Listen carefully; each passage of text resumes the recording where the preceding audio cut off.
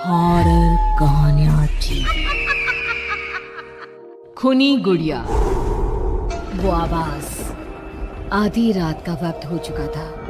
पड़ोस वाले घर से फिर से किसी बच्चे की रोने की आवाज सुनाई देने लगी और साथ में उसी घर में रहने वाली देवकी नाम की औरत की लोरी गाने की आवाज भी। ये आवाज सुनते ही राधिका डर से थर थर कांपने लगी। उसने जल्दी से गहरी नींद में सोए अपने पति केशव को जगाया। केशव उठो, देखो ना, फिर से किसी की लोरी गाने की आवाज आ रही है बाजू वाले घर से। क्या हुआ राधिका, क्यों परेशान हो रही हो? अरे कोई आवाज नहीं आ रही है यार। लेकिन अभी बस 2 मिनट पहले तो देव की लोरी गा रही थी और एक बच्चा रो रहा था। अरे कोई मूवी देख रहा होगा, उसकी आवाज होगी।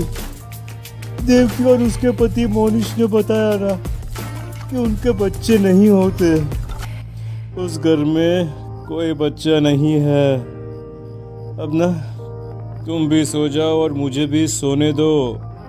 लेकिन अभी बस 2 मिनट पहले तो देव की लोरी गा रही थी और एक बच्चा रो रहा था। राधिका हैरान थी कि आवाज सिर्फ उसे ही सुनाई क्यों देती थी। लेकिन जब उसके पति केशव ने उसकी बात नहीं सुनी तो वो सोने की कोशिश करने लगी।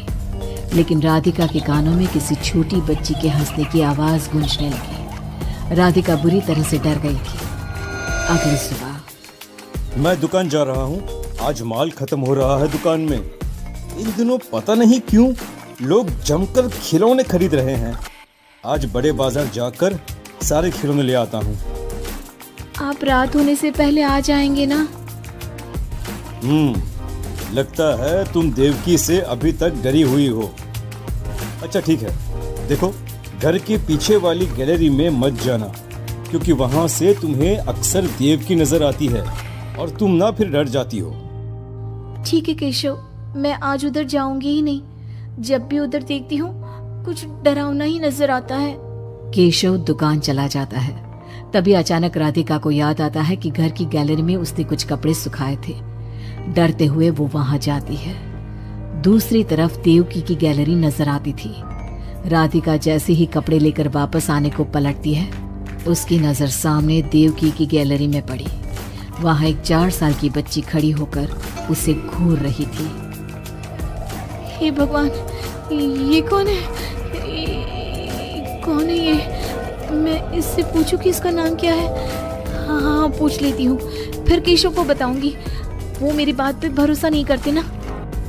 बेटा, कौन हो तुम? हाँ, तुम्हारा नाम क्या है? गुड़िया। तभी अचानक वहाँ पर देवकी आती है और वो बच्ची गायब हो जाती है।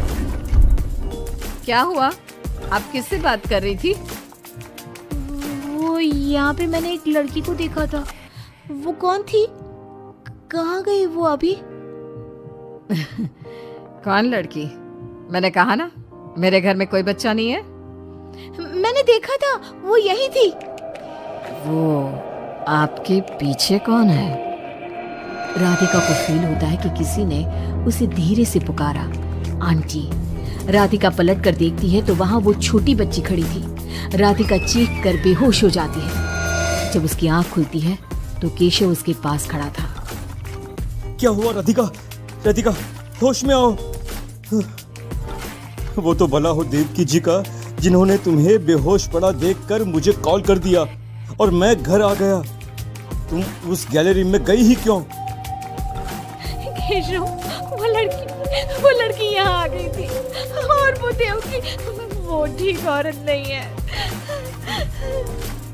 तुम पागल हो गई हो राधिका। आज देवकी जी ने ही मुझे तुम्हारे बारे में बताया। क्या सोचती रहती हो? अरे कोई नहीं है उस घर में। अगले दिन केशव के दुकान जाते वक्त, मैं भी आज आपके साथ चलूंगी। अच्छा ओके ठीक है, चलो चलो। दुकान पर पहुंचकर, वाह केशव, कितने सारे नए खिलौने। और ये इस पैकेट में क्या है?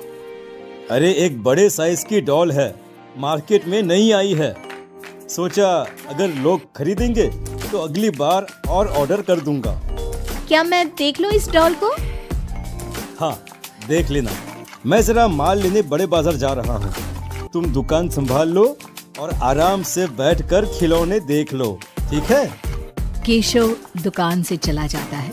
तभी कुछ देर बाद देवकी दुकान पर आती है। कैसी हो तुम? तुम यहाँ क्या लेने आई हो? गुड़िया। गुड़िया? मेरा मतलब तुम गुड़िया का क्या करोगी? तुम्हारे घर में तो बच्चे। तुम मुझे गुड़िया दिखाओ, बस बड़ी वाली गुड़िया। राधिका घबराते हुए बड़ी डॉल का पैकेट खोलती है। बिल्कुल ऐसी ही डॉल चाहिए। आज वो खुश हो जाएगी इसे देखकर। कौन कौन खुश हो जाएगी? देवकी अजीब नजरों से राधिका को देखती है और बिना कुछ कहे पैसे देकर चली जाती है।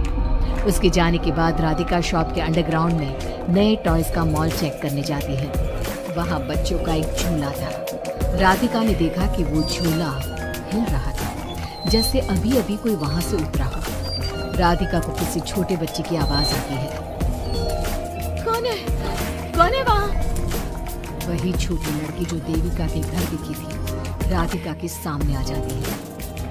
आंटी, मुझे गुड़िया चाहिए, वो बड़ी वाली। मेरे पास कोई गुड़िया उड़िया नहीं है। बड़ी गुड़िया चाहिए, मुझे दे दो, नहीं तो मैं ये सारे खिलौने जिंदा कर दूंगी।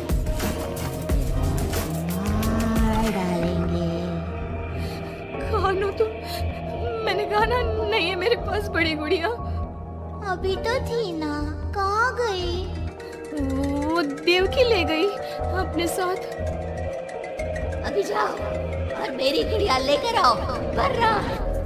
उस छोटी लड़की के नाखून बड़े हो जाते हैं और पैर उल्टे। वो बहुत ही खौफनाक दिखने लगती है। नहीं नहीं देखो, मैं अभी जाकर तुम्हारी गुड़िया लाती हूँ। तुम यहीं रुको। नहीं, मैं तुम्हारे साथ चलूंगी, कहीं तुम भाग गई तो। राधिका शॉप से निकलकर तेज स्पीड में सड़क पे चलने लगती है। उसने पलट के देखा तो वो लड़की साए की तरह उसका पीछा कर रही थी। राधिका देवकी के घर पहुंचती है। दरवाजा खुला था। राधिका अंदर गई, वहां कोई नजर नहीं आया, बस सामने वो गुड़िया रखी थी। राधिका चुपचाप गुड़िया को उठा के वहां से आने लगती है। पीछे से आवाज आती है। रुको, ये क्या कर रही हो? मेरी गुड़िया कहाँ ले जा रही हो?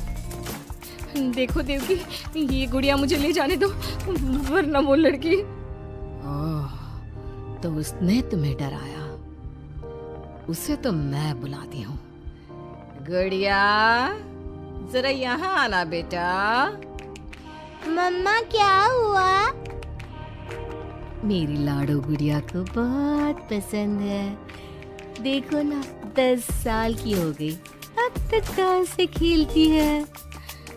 ये तो वही लड़की है, और ये 10 साल की नहीं 5 साल की है। हाँ, लेकिन जब उस कार एक्सीडेंट में मर गई तब 5 की थी, अब तो 10 की हो गई है ना। मतलब ये मेरी बेटी है और मरने के बाद भी मेरे साथ है। इसे ना लोरी सुन के ही नींद आती है, और डॉल्स तो इसे बहुत पसंद है। राधिका बुरी तरह से घबरा के भागती है। भागते भागते मेन रोड पे आ जाती है। वहीं उसका एक्सीडेंट होता है और उसकी मौत हो जाती है। मगर राधिका की मौत के बाद केशव को पास वाले घर से बच्चे के रोने और लोरी गाने की आवाज सुनाई देने लगती है।